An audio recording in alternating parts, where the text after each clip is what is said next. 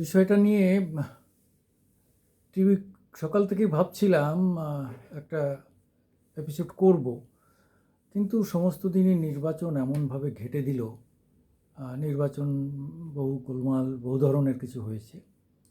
আমি সুকুমার দেবনাথ, আমার দেবনাথ টিভি এবং মামাটি মানুষ নিয়ে আপনাদের সামনে এসেছি। মানে এসএসসির যে গোলমাল, 25-26 হাজার শিক্ষক, প্রায় 1.5 লক্ষ পরিবার আজকে যে নির্যাতনের শিকার,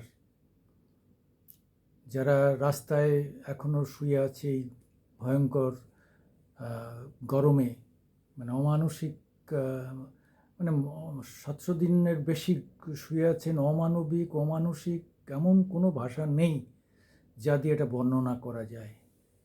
আমাদের রাজ্য সরকারও কতটা অমানবিক, এই দপ্তরটা শুধু লুকোচুরি খেলছে। আরে বাবা, সোজাসুজি বলে দে না, যা আবার ভুল হয়ে গেছে এদের আমরা অ্যাবজর্ব করে নেব, টাকা পয়সা ফেরত দেব, অন্যায় যা হয়ে গেছে সেগুলোই করব। কিন্তু না, ঝেড়ে কেউ কাটবে না। আরে বাবা, প্রচুর টাকা তো এখন দিয়ে দিলে কী হয়, গরিব মানুষগুলো বেঁচে যায়, এদের টাকাগুলো দিয়ে দেওয়া উচিত। একটা হঠাৎ করে দেখলাম যে যাদের হাতের মাধ্যমে, দালালদের মাধ্যমে টাকা দিয়েছিল, একজনের বাড়িতে গিয়ে পুলিশ নিয়ে হাজির হয়েছে।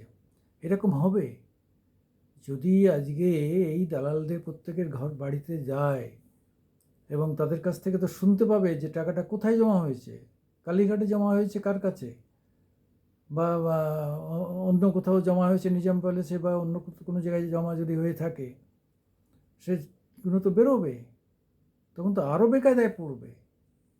তোমাদের শক্তি ক্ষয় হচ্ছে, যাই বলো না কেন, তোমাদের শক্তি ক্ষয় হচ্ছে। তাড়াতাড়ি বিষয়টা কোর্টের মধ্যে বলে কয়ে মিটিয়ে টিটিয়ে নিয়ে একটা করতে হবে, যেখানে দেশের প্রধানমন্ত্রী, স্বরাষ্ট্রমন্ত্রী, যারা সেই বিষয়টা নিয়ে বারবার বলছে যে এই টাকা আমরা আদায় করে ছাড়ব, এই 3,000 কোটি টাকা আমরা উদ্ধার করে ছাড়ব, এইসব কী বলছে? হাজার হাজার কোটি টাকা, একবার বলছে 1,40,000 কোটি টাকা। মানে কত রকমভাবে হচ্ছে। মানে শুধু তো এসএসসি না, এরপরে 9-10 মানে ধরা পড়বে, তারপরে পৌরসভা ধরা পড়বে। সব মিলিয়ে এক উকিল বলছিলেন 59,000 লোকের চাকরি নিয়ে গরমিল দেখা দিয়েছে। আরে বাপরে, কী ভয়ঙ্কর ব্যাপার! এ তো যা খুশি হয়ে যেতে পারে। হ্যাঁ, তো ভয়ঙ্কর বিষয় আর কি।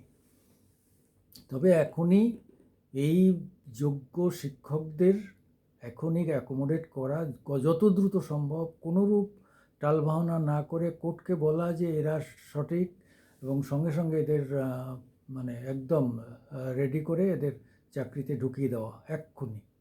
আর যারা অন্যায়ভাবে ঢুকেছে টাকা পয়সা দিয়ে, তাদেরও কিছু পানিশমেন্ট দিয়ে তাদেরও অ্যাকোমোডেট করা যায় কিনা সেটা দেখা উচিত। কেননা তারা তো চাকরি পায় না বলেই আজকে ঘুষ দিতে গেছে। যারা ঘুষ নিয়েছে মিথ্যে কথা বলে, তারা বড় দায়ী।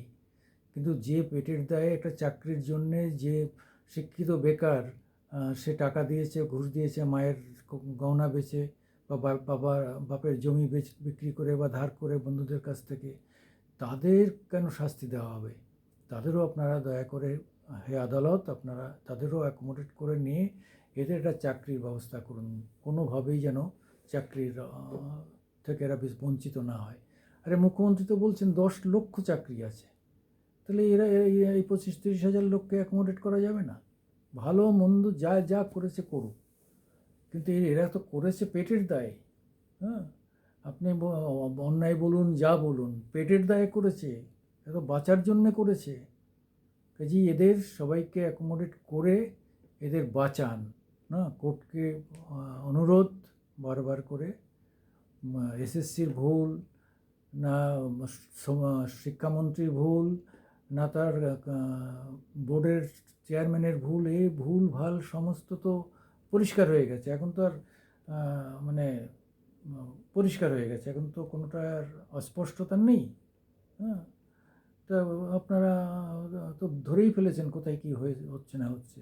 সুপ্রিম কোর্ট ধরে ফেলেছে, সিঙ্গেল কোর্ট অভিজিৎ গঙ্গোপাধ্যায় তিনি ধরে ফেলেছিলেন। তিনি তার কাছ থেকে ডাবল বেঞ্চে যায়, সেখানেও তারা দেখলেন যে অভিজিৎ ঠিকই বলেছেন, তার সমস্তটাই ঠিক। এইভাবে যখন সুপ্রিম কোর্ট পর্যন্ত বিষয়টা গিয়ে হয়তো ঝুলে আছে, আপনারা জুলাই পর্যন্ত সময় পেয়েছেন, কিন্তু তার আগে যতটা পারেন করে নেন, অন্তত পজিটিভনেসটা দেখান যে এই গরিব মানুষগুলোদের ছেলেগুলোর দিকে আমরা দেখছি। হ্যাঁ, জব শিকার এই সমস্ত শয়ে শয়ে ছেলেরা রাস্তায় পড়ে আছি, সেই রৌদ্রে আমরা ঘরের মধ্যে পাখা এসিতে আমরা টিকতে পারছি না, আর ওরা ওইখানে বসে ইসরে খাওয়া নেই নাওয়া নেই। তার সঙ্গে অনেক মেয়ে রয়েছে, মেয়েদের নিজেদের কত রকম সমস্যা, হ্যাঁ, তাদের যে দৈহিক নানান রকম সমস্যা রয়েছে মেয়েদের, সেসবের সত্ত্বেও কী ডেসপারেটলি, কী ভয়ঙ্করভাবে তারা ওই রাস্তায় পড়ে রয়েছেন পুরুষ বন্ধুদের সঙ্গে, মানে তারাও যারা চাকরি প্রত্যাশা করেন। কী কী দারুণ অবস্থা তাদের। বাবা মা মানে তারা কি দুটো ভাত খেতে পারছে বাড়ি বসে? খেতে পাচ্ছে না। কেন? মেয়ে খেতে পেলো কিনা, ছেলে খেতে পেলো কিনা, বাবা মা কি ঘরে ভাত খেতে পারে? পারে না। তার পরিবারের লোক পারবে না। সব মিলিয়ে মানে কী দুরবস্থা, ভয়ঙ্কর দুরবস্থা। মানে কোনো দেশে কোনো এরকম যেন না ঘটে। মধ্যপ্রদেশের বাপনে একটা ঘটনা ঘটেছিল, সেটা হচ্ছে ডাক্তারি পড়া নিয়ে সেটা সে এক দুর্ভাগ্যজনক ঘটনা আমাদের দেশে হয়ে রয়েছে। একটা উদাহরণ রয়েছে যখন, তখন আমাদের তাড়াতাড়ি এইগুলো মিটিয়ে ফেলা উচিত। সেখানে প্রায় 40 জনের উপর মারাও গিয়েছিল। আমাদের এরা যেন মারা যায় না, একজনের যেন জীবন না যায়। খুব তাড়াতাড়ি যা করার করতে হবে। নমস্কার, আমি সুকুমার দেবনাথ আপনাদের সামনে আসি।